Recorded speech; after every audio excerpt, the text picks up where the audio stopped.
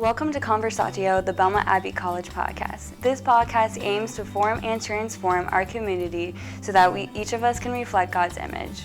I'm your host, Sarah, and today I'm joined by two guests. First, Stephen Miss, the Vice President and Athletic Director of Belmont Abbey College, and Dr. Joseph Wysocki, the Dean of the Honors College. Today we will be discussing the book, A River Runs Through It, but before we dive more fully into that, I'll let our guests more fully introduce themselves. Dr. Wysocki. Thank you, Sarah. I appreciate you having us, and thanks, Stephen, for being able to do this. We've been talking about this for years. Stephen and I, we have a common love of this book, and fishing for me. But I don't think I need to say too much more in the way of an introduction, except that, as many people know, the Honors College at Belmont Abbey is dedicated to the study of the great books in the Western tradition. And this book hasn't quite made the canon yet, but I do think that it's important to study good books too, as we pursue the great books, and that ultimately there's just this love of learning from books, right? Not about them, but learning from them. And I think that this book has a whole lot to teach us. So, from the standpoint of the Honors College, I'm really excited to talk about this with Stephen. So, Stephen. Yeah, and thanks also for the invitation, and I'm really excited to have this conversation with you today. Are we going to go Dr. Wysocki and be formal, or is it Joe? No, yes. Yeah, we're going to go. Joe is fine, yeah. Okay. So, and I guess my one thing that I want to say before we kind of get rolling on this is that, maybe two things. One, I love this book, but two, there was a different time in my life where this was the kind of thing that I did. And that time is about 30 years in the rear view for me right now, maybe 25. So I will do my best, but a lot of this is going to be going back from memory and at a time when for those who are watching or listening that don't know, I have 2 master's degrees in literature, and completed coursework towards a PhD as well.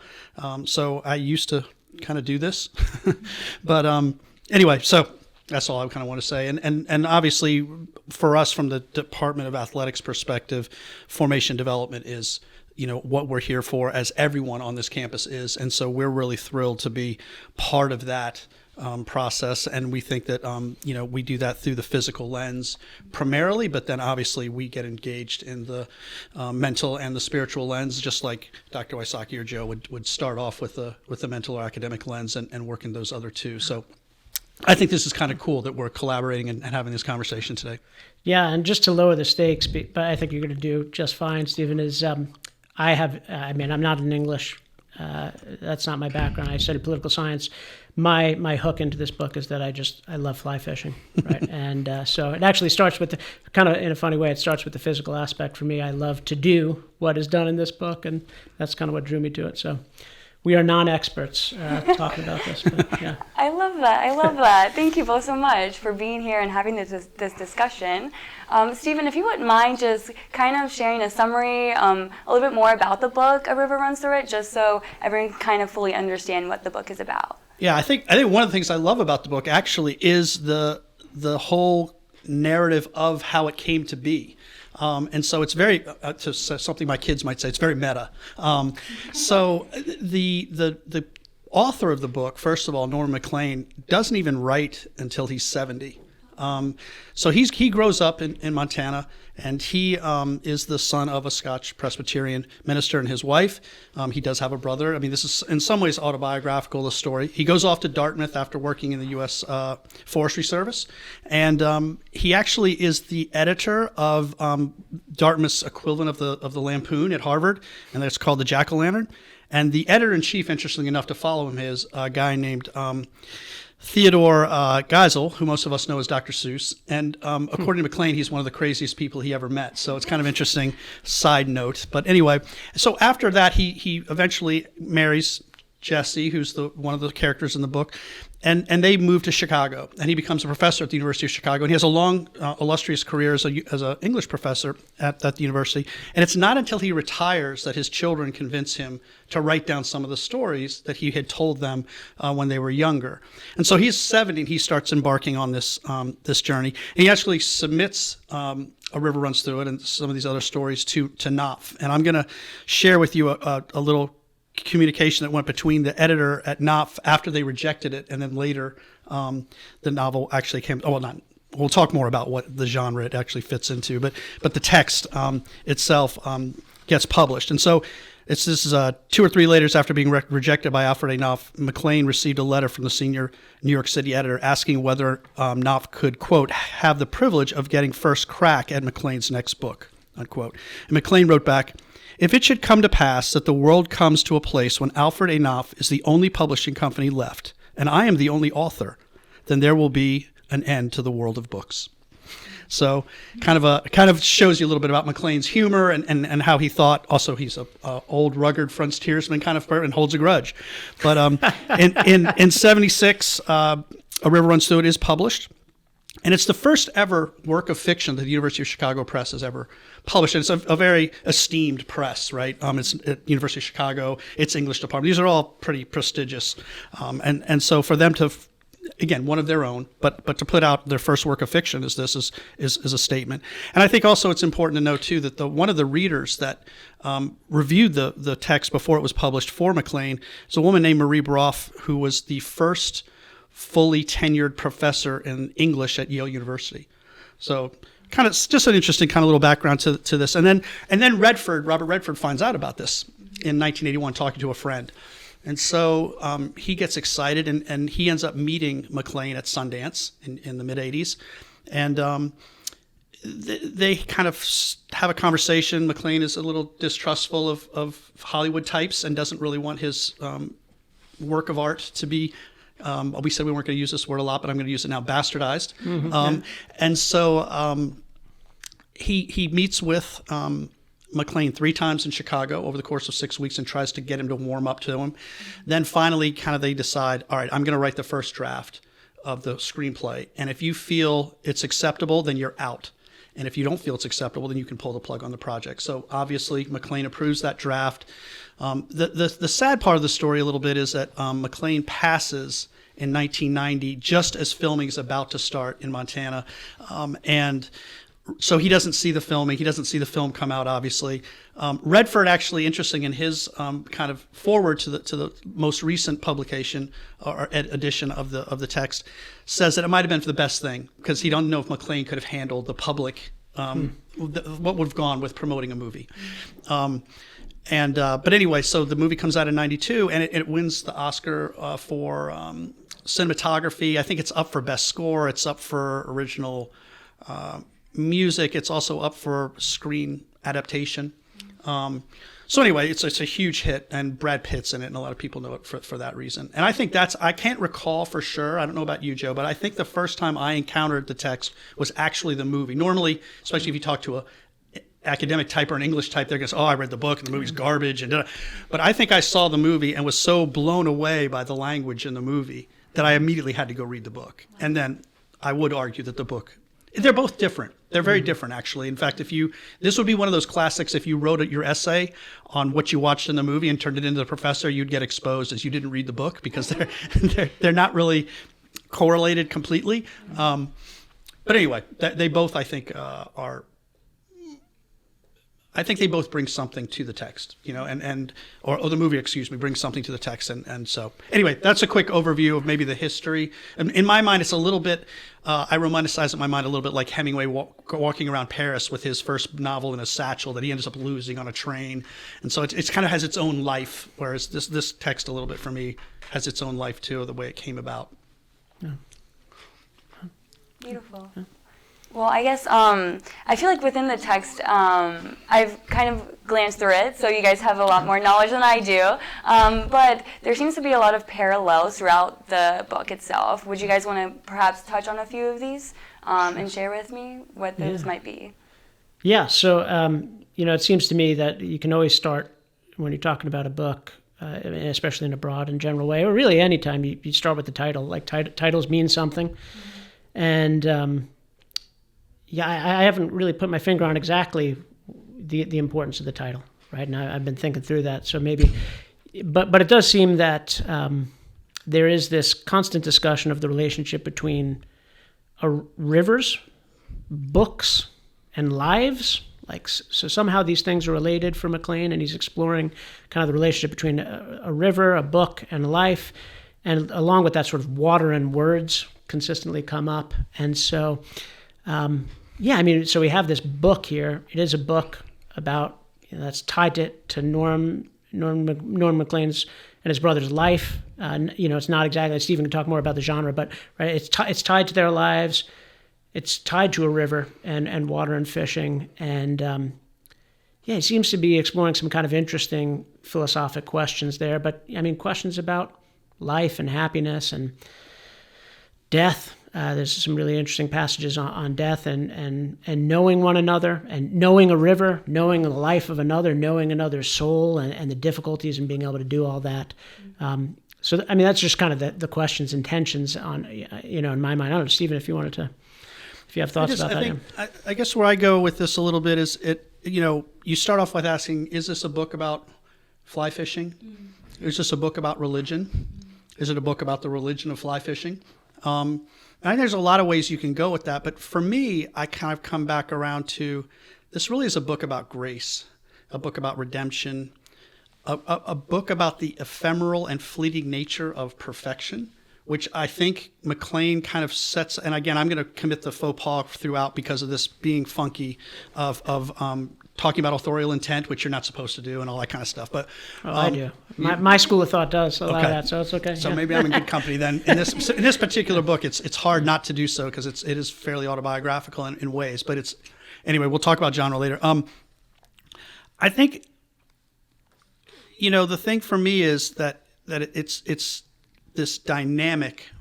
You said parallels. Mm-hmm. I see a lot of, there are a lot of parallels, no doubt, but I see a lot of juxtapositions here. One of the big binaries that I think the book is about, and again, the river's running through this and cutting through the glacier. We're talking about, in my mind, a prelapsarian, Edenic, idyllic world that is juxtaposed just outside it by the oncoming progress of science. It's a little bit like Dover Beach, right, Matthew? We have science coming in here. We have modernity coming in here.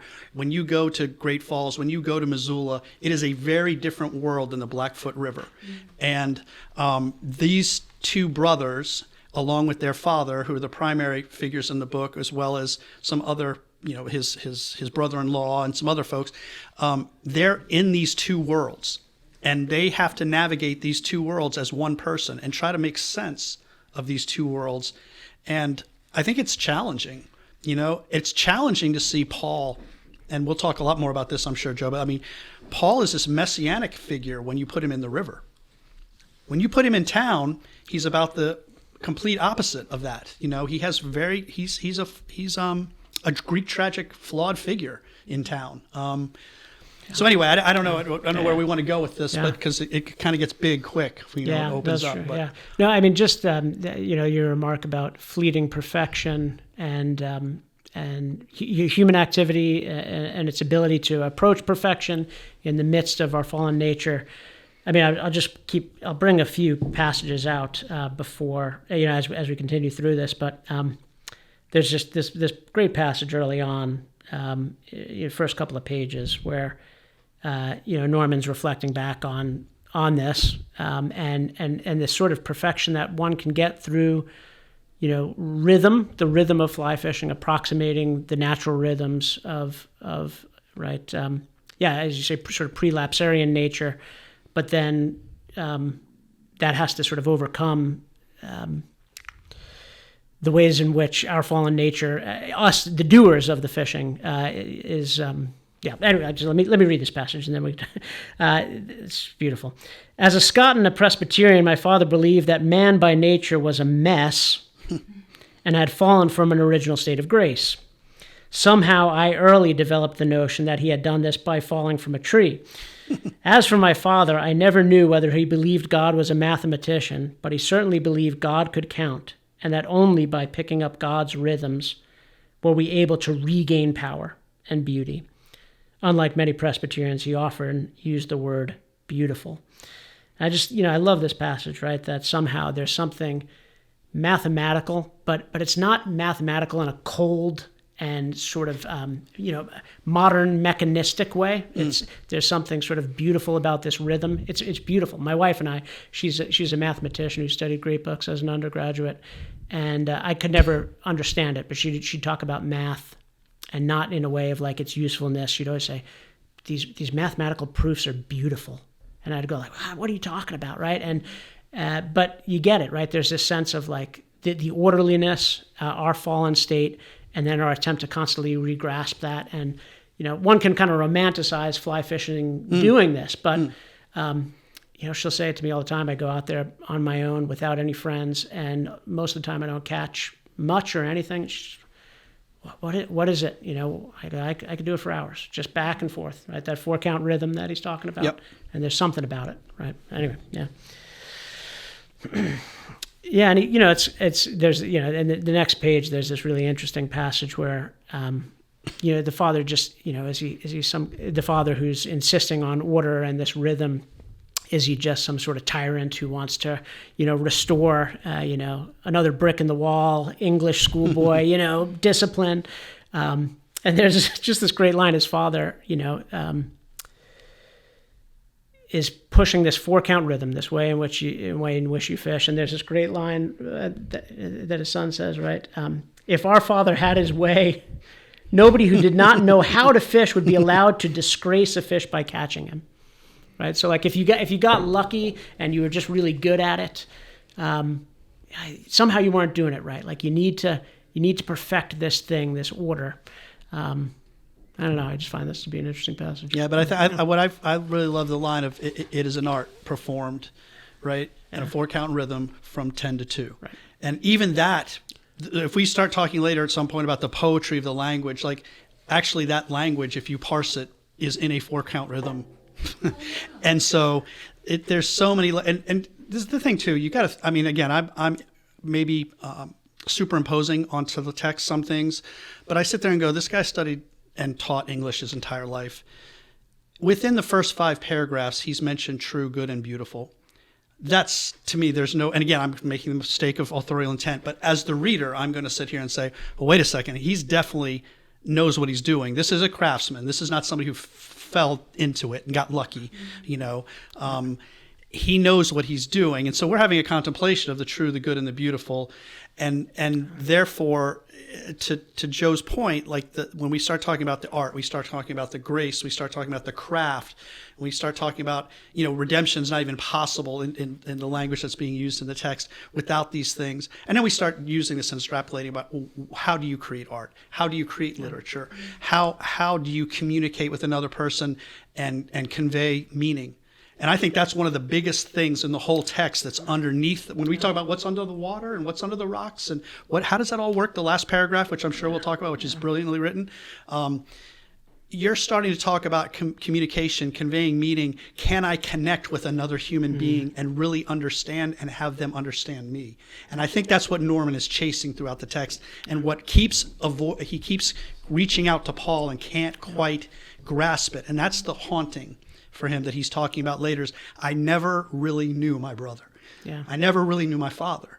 And they're the people I knew better than anyone else in my entire life. And so how do I, through this text, through communication, through language, how do I connect with another person and create that, again, that beauty, right, that seems so fleeting, so ephemeral. But throughout this text, it's not this thing you're not looking at, I don't think, Plato's cave and the wall and seeing a reflection of it. You're seeing it, but you're not seeing it very frequently, and you're not seeing it for very long. Right. And that's what happens when Paul escapes his father's 10 to 2 and breaks free. Yeah.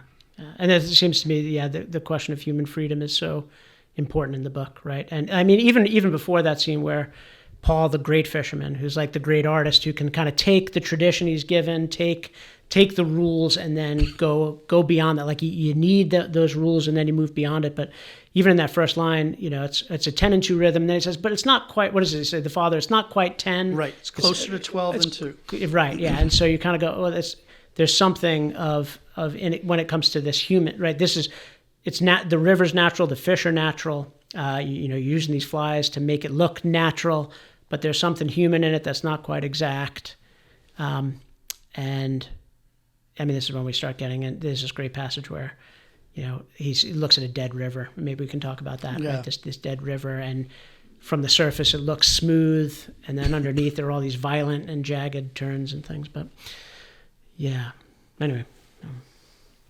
Beautiful, beautiful. I guess, would you guys mind diving deeper into the characters, specifically Paul and Norman? And just from first glance, I kind of seemed like there was a play of the, the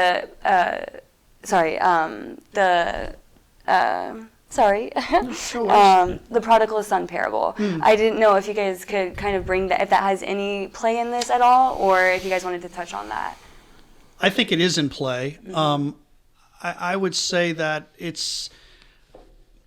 I don't want to demean, belittle, or prioritize either, but I think it's more complex than this than simply Paul's the prodigal, he comes home. Now, there's definitely certainly with the way the mother reacts to Paul versus how she reacts to Norman, I think you can see that. The father, too. I mean, the loss that the father feels is...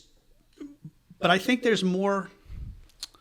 First of all, there's the loss, right? And it's interesting. The father doesn't even walk well from the point Paul dies, moving on. Now, he's also getting older, but he's definitely transformed in a physical, visible way. It's so painful for him.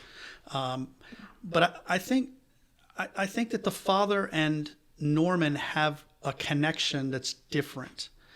And Paul almost, when he's fishing... It's the fact that the two of them are really good fishermen that they can appreciate how great Paul is. But they also can't appreciate fully how great Paul is because it's almost supernatural. I mean, he's transcendent. And they can recognize it. But it also is then more painful that Paul has these demons. Alcohol, gambling being the primary one, right? The big stud game, the alcohol, women, and really his own hubris. Like again, when I go back to the Greek tragedy, one of the things that Norman keeps talking about with Paul is the problem with Paul is he thinks the thing that makes him so good, right? His self-confidence is the thing that also undermines him because he won't allow anyone to help him. Yeah. And this is, again, one of the things I think that Norman really struggles with and it finds extremely painful, even past, 40 years after Paul's death, is that he couldn't help him and he wouldn't allow him to help him. So we have the desk sergeant talking about the same problem with his brother. We have Jessie talking about the same problem with her brother Neil. And this is a recurring theme that's happening throughout. But I don't know if you have thoughts about Prodigal Son and the two brothers. So the big difference that he hit on, right, of course, is that it doesn't end well for Paul in terms of he has seemingly a bad death. Yeah, one interesting area where you could tie it in, but see the difference might be the sort of confession, right? The big turning point for the prodigal son. Well, he comes to decide to go home to his father, and then the first thing he does, right? When he comes to the realization, I will confess openly, right?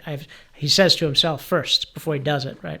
I'll confess and say, I've sinned before you and before God. And then he goes back home, I've sinned against you and against heaven.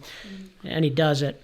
So confession's kind of interesting here in this work, right? We don't have Paul kind of openly coming back and doing something like that. But there's these interesting kind of at least two scenes where they're talking with one another. And there's always sort of this game, like the game sounds belittling. It's a sort of cautious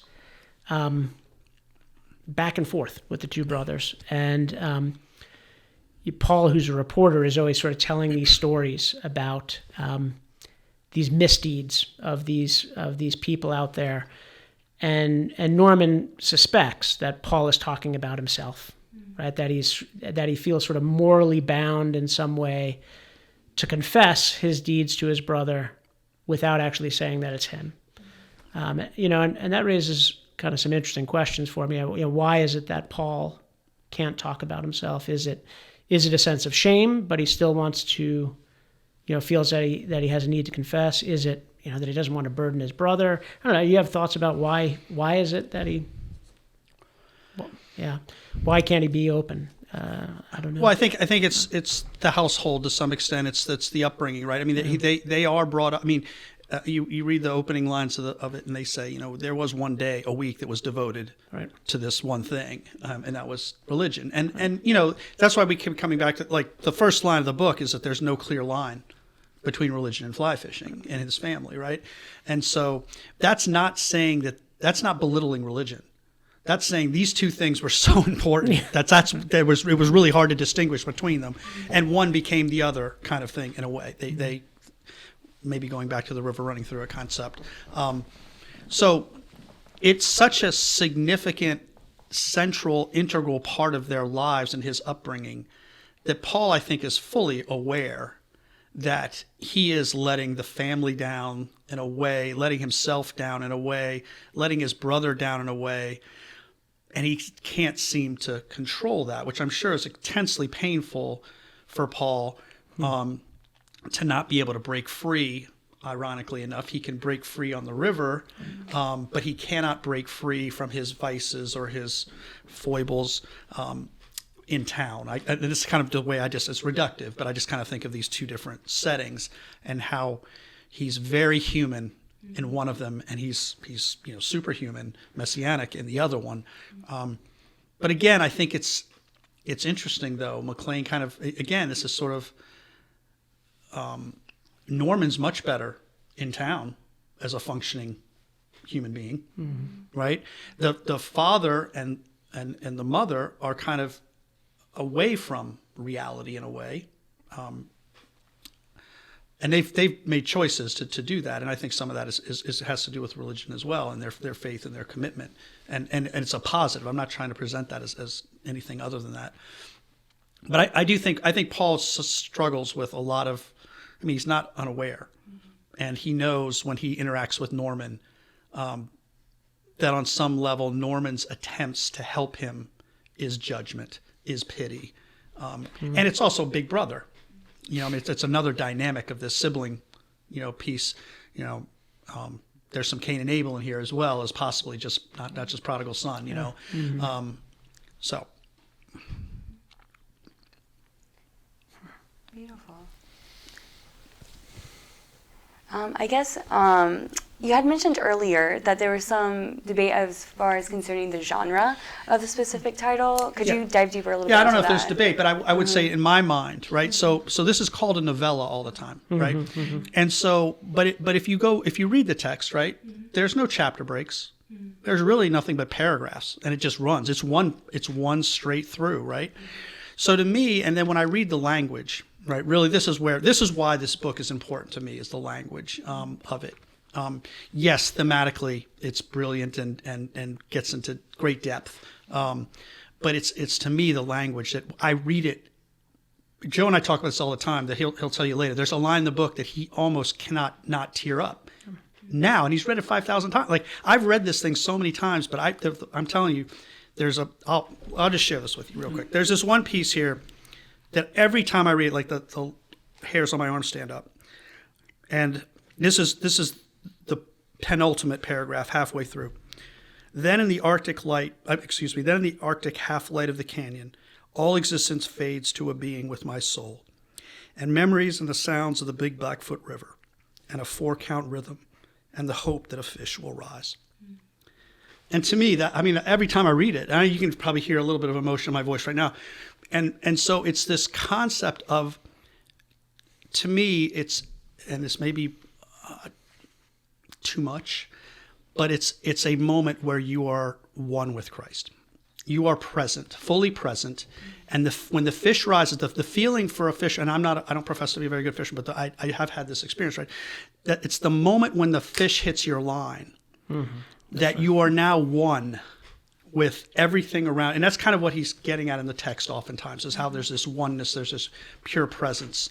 And again, it's this ephemeral, fleeting thing. Right. You might lose that fish 2 seconds later, you might get off the hook, but that moment there, that electric moment, to me is really, really powerful.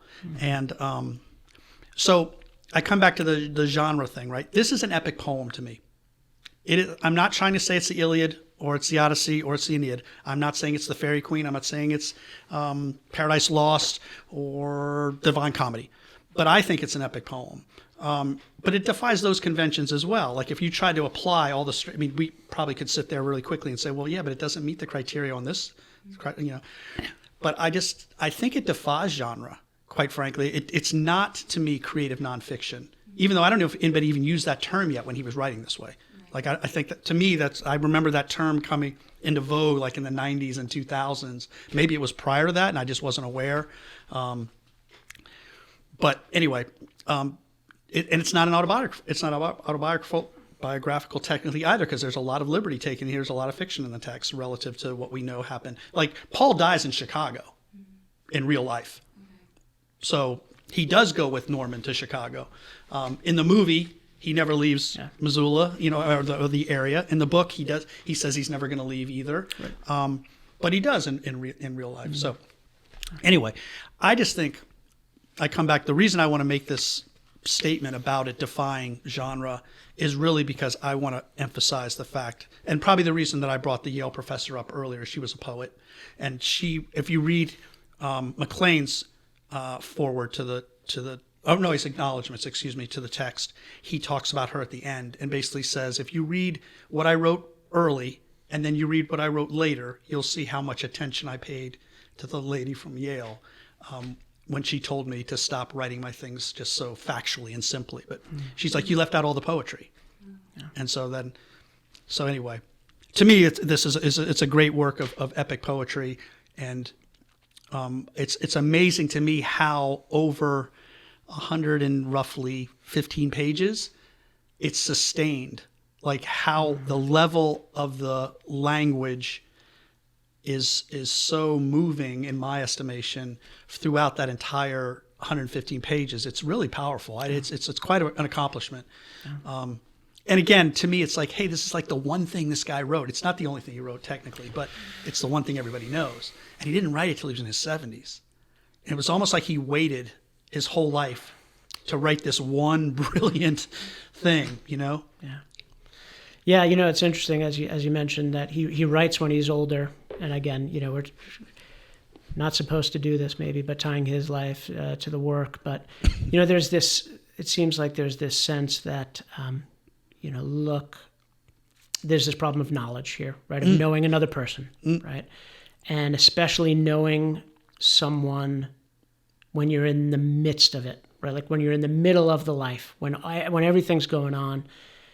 And you want this knowledge because you want this sort of useful knowledge, right? Like I want to help you, right? You have these people in your lives and you have these problems that you have, and you're trying to figure out causes and effects, right? What is the cause for this? How can we deal with this? And that seems to be always fleeting from Norman with his brother, right? I don't know him. But my line, and I'll read it in a minute, where I'll almost tear up at the end. It's kind of a completion of this earlier passage. Kind of ties back to this question I had about the relationship between rivers and lives, and what we see and what we don't see in others, and what we're seeking to understand, and how somehow we get to a better sense of that as a life comes to its completion. It's still not perfect, but we can maybe get what we need, like the most important thing. So I'll just point to these two passages. There's one where they go out fishing together, Norman and Paul. And Norman's talking about a river he's seen that's dried up, right? In essence, it's a dead river. And he's looking at it from these kind of different perspectives. So he says the following: even the anatomy of the river was laid bare. Right, so that not far downstream was a dry channel where the river had run once, and part of the way to come to know a thing is through its death. That's a really interesting line. Part of the way to come to know a thing is through its death.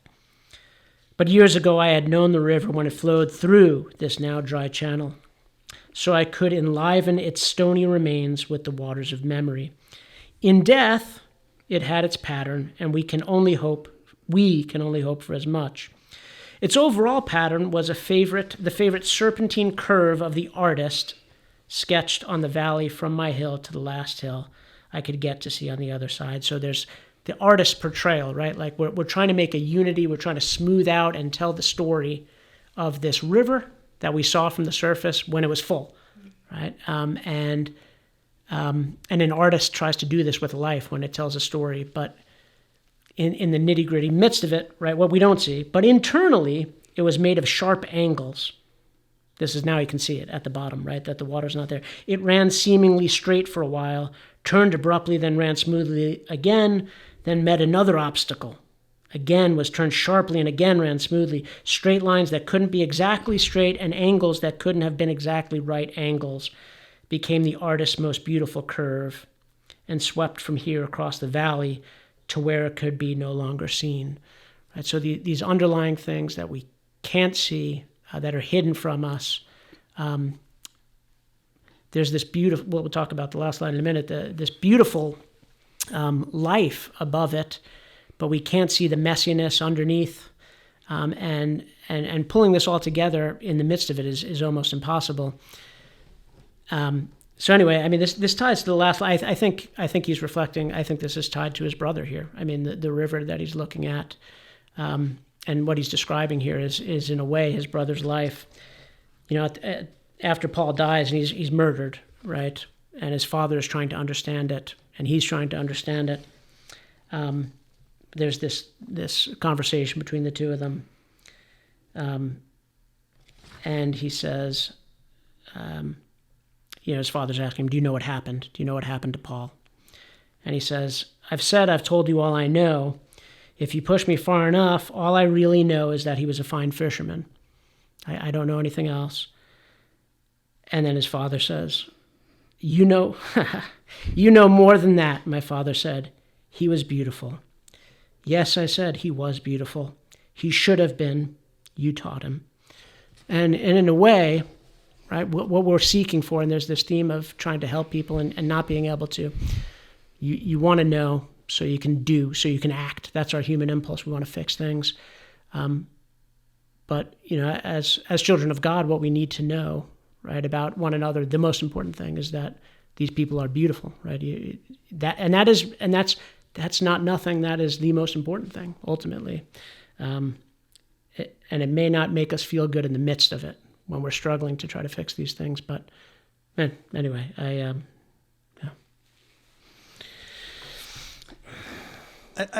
think also that what happens in the text a little bit is revealed to us in the text somewhat is with the retrospective, or if you're afforded, and again, that's one of the things, like this is supposedly 1937 where all this is happening in a pretty short window of time. And but he's writing it, and he breaks the, if you want to call it the frame or whatever, constantly saying, I'm looking at this back from the current moment, looking back at it. And I think what that affords the Norman, the narrator, a little bit is the perspective that it's okay to not have all the answers. Whereas at a previous stage in my life, I need to have, and I think this is very true for all of us, right? When we're young, and in fact, I can recall, in fact, going back to graduate school, even saying once or twice, oh yes, I've read that book, when I hadn't, because I was desperate for no one to think that I didn't know it or didn't read it. Whereas now at this stage in my life, I'm much more comfortable saying, no, I haven't read that. Tell me about it. It's not I'm not going to be judged negatively necessarily because I haven't read every book that someone else has read, So I think one of the things that's happening in this text is that you kind of get the distance and the space from time passing, obviously, is one thing, but also an awareness, almost the grace, right? This is what I'm kind of getting at, is that the redemption and the grace comes from an awareness that I can only do what I can do. And though Norman is still haunted by the waters, this is a little bit like Springsteen's river to me a little bit. He's going back to he can't not go back to this river, even if it's desiccated and in some space and at first glance doesn't look like it, the way the artist would want it to look, you would think. But he still has to keep coming back. And it's because of the communion that he's having in those waters with those people from his past that simultaneously haunt him, but also, I don't know, even right word for him, ground. No, I don't. Yeah. Yeah. But it is, I think it's a communal act that's happening in the water with him, not just with nature, but with his father, with his brother, with everyone else that he, feels, even his wife, because in the book too, Jesse's passed, and so he's missing her, and they have a very powerful, moment where they connect, and the connection is really just a peck between a cracked door. Quite honestly, it's just when they kind of have worked through a really difficult moment that Neil is the cause of, and nearly, even Norman senses like, hey, if we allow this, he will split us up.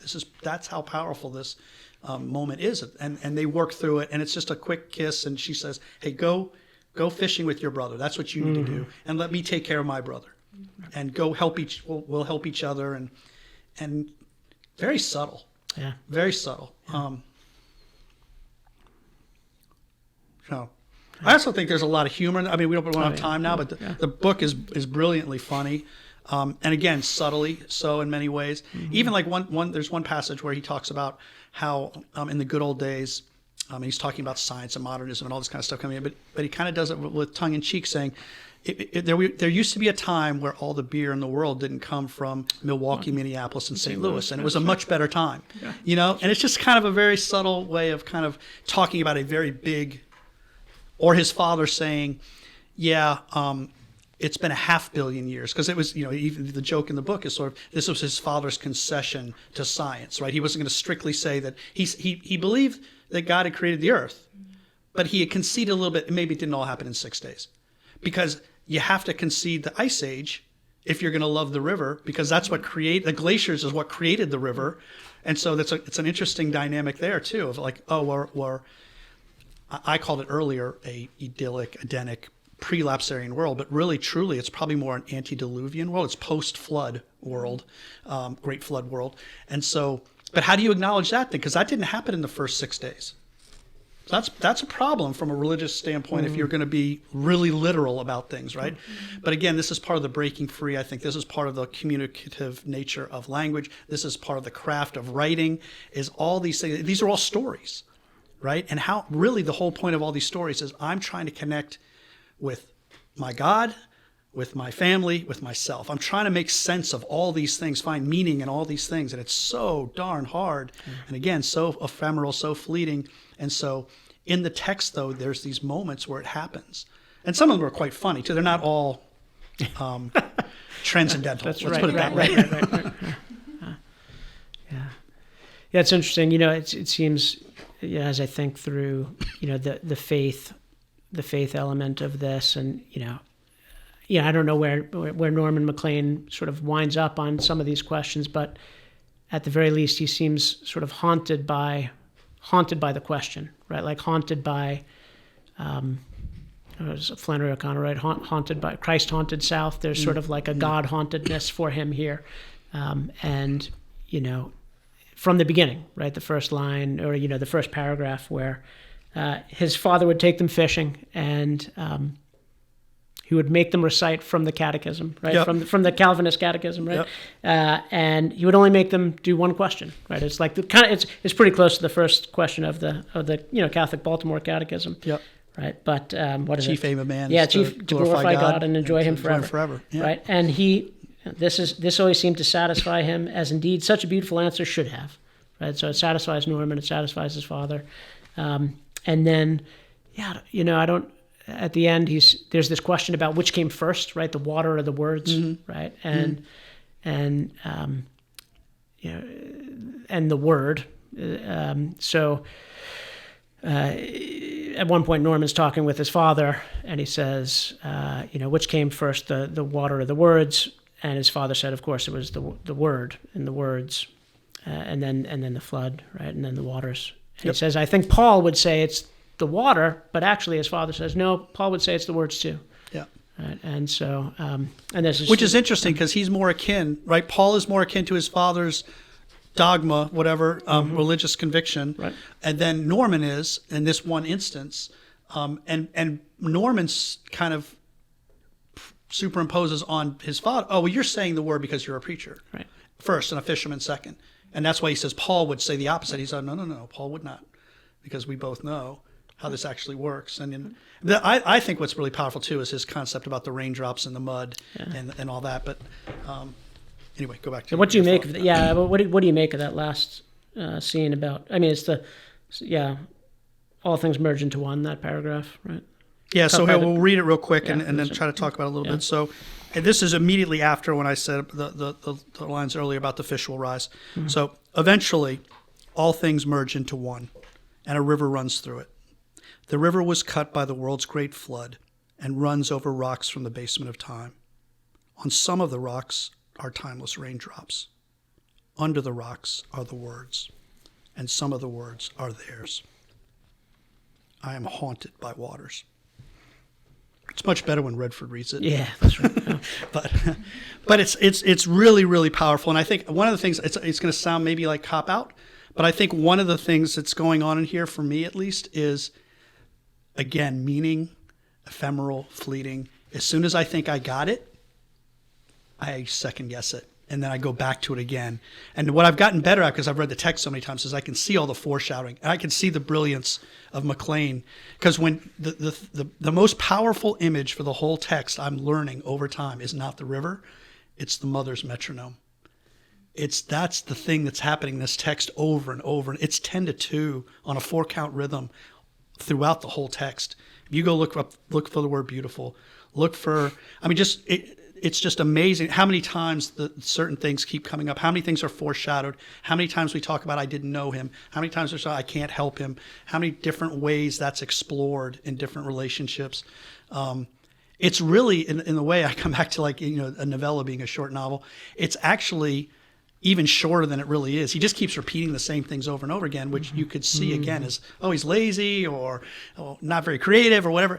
But no, I keep coming back to the metronome, and the father clapping on the leather glove. And so that's I keep coming back to that text. Now we can talk a little bit more about what I think's going on there or what you think's going on there, but I think part of what's going on there is the water keeps going over the rocks and it's constantly changing. And you're going to think you've got it, and then all of a sudden you're going to be like, wait, where did it go? And I'm going to try and get it again.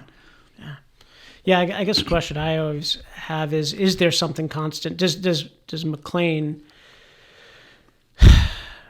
think there's anything stable and constant under all this? Because for him, it's not the word under it, right? There's this passage where they're fishing with the father, the last fishing trip, right? The last fishing trip with the father, and he's saying, and his dad's reading the opening to the Gospel of John, right? And in the beginning there was the word, and then they get to that conversation about which is first, the word or the water, right? And it's in a way sort of chaos or reason, right? Like Christ, and he has the Greek. And the father refers to that as a good book. Like what are you reading? I'm reading a good book. Good book. Yeah, that's right. It's a good book.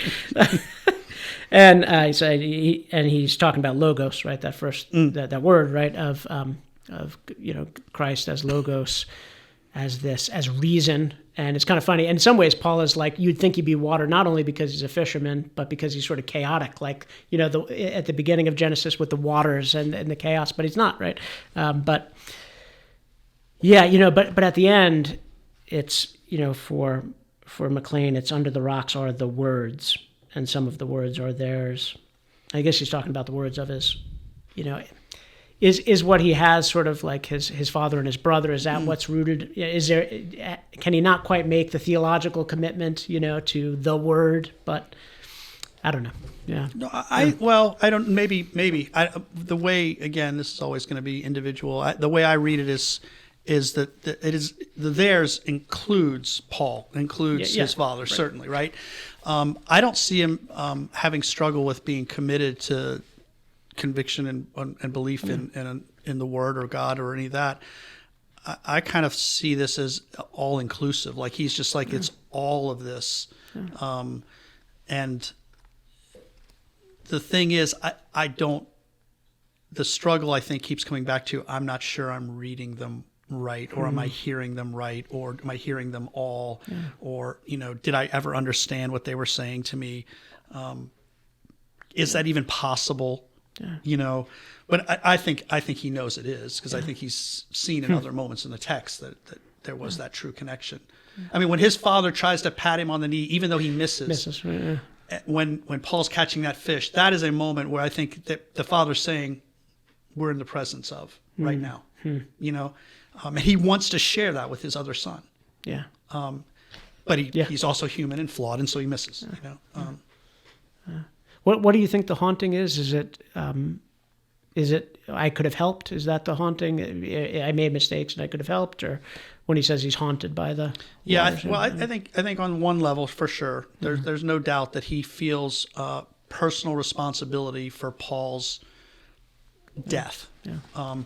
And he didn't know how to get Paul to allow him to help him. Now he also mentions early in the text that Paul was kind of born, like around first couple pages of the book when we first get a kind of introduction to Paul, was that Paul was born with this thing in him that he wanted to bet people from the get-go, and he would try to go to the state fairs and put bets down, but he didn't have enough money for them to take the bet, and he was a little kid and they wouldn't. So he was kind of had this flaw, or whatever you want to call it, from original sin perhaps, from the get-go, and couldn't overcome it. But I think that the haunting's also that the passing of time. I think the haunting is also loss of Jesse. I think it's the loss of his father and his mother.